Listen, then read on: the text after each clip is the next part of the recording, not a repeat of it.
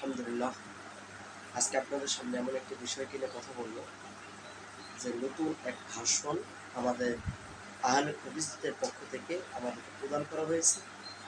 সেই নতুন ভাষণ সম্পর্কে আপনাদের সাথে কিছু শেয়ার করতে চাচ্ছি।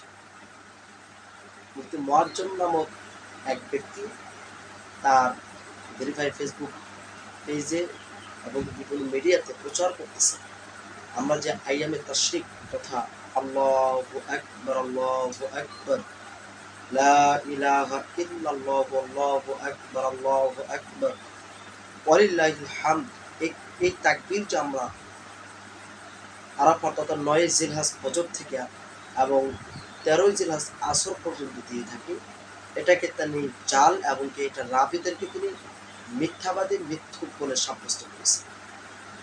আমি বুঝি না তারা কি বা কোন উদ্দেশ্যকে কাজে লাগিয়ে আমাদের মুসলিম সমাজের ঈমান এবং আমলকে ধ্বংস করতে চাচ্ছে।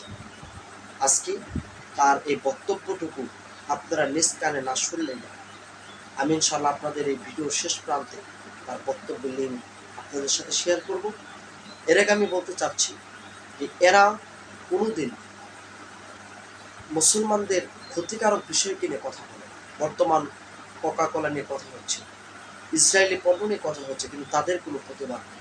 তারা শুধু প্রতিবাদ আছে মুসলমানদের আমল এবং ঈমানকে। এদেরকে এখনই বয়কট করুন। ইসরায়েলি পণ্যের মতো ঈমান আমলকে রক্ষা করতে হলে এদেরকে আজই বয়কট করুন।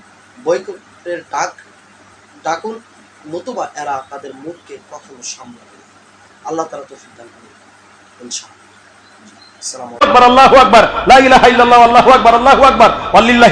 আমি আবার বলছি, এই দোয়াটা জাল, এই দোয়া বানোয়াট।